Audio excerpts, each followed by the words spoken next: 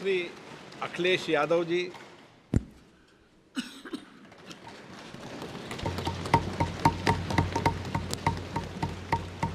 लोकसभा के नवनिर्वाचित अध्यक्ष जी को मैं बहुत बहुत बधाई और शुभकामनाएं देना चाहता हूं। जहां प्रधानमंत्री जी और हमारे साथी लीडर ऑपोजिशन ने आपको बधाई दी है, वहीं मैं भी उनसे जुड़ कर के आपको बधाई देना चाहता हूं।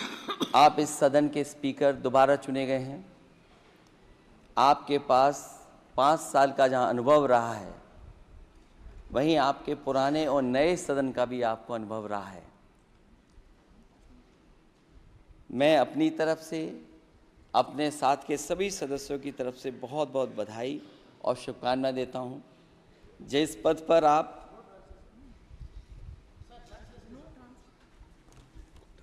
जिस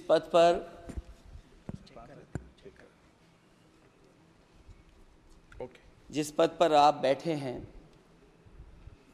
इससे बहुत गौरवशाली परंपराएं जुड़ी हुई हैं और हम सब यही मानते हैं कि बिना भेदभाव के आगे बढ़ेगा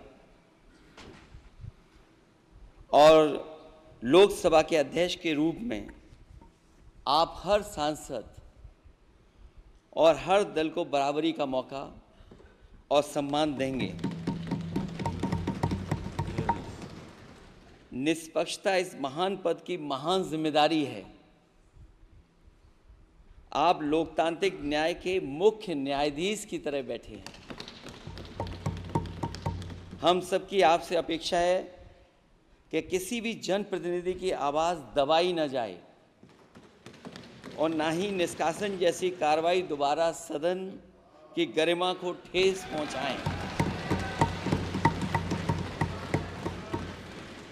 आपका अंकुश विपक्ष पे तो रहता ही है, लेकिन आपका अंकुश सत्ता पक्ष पे भी रहे।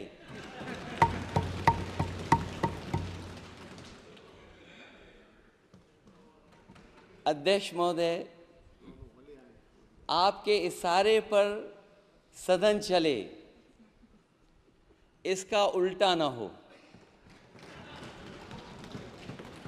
हम आपके हर न्याय संगत फैसले के साथ खड़े हैं। मैं एक बार फिर आपको इस अध्यक्ष पद पर बैठने के लिए बहुत बहुत बधाई देता हूं।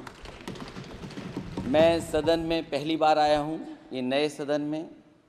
मुझे लगा कि हमारे स्पीकर की कुर्सी बहुत ऊंची होगी,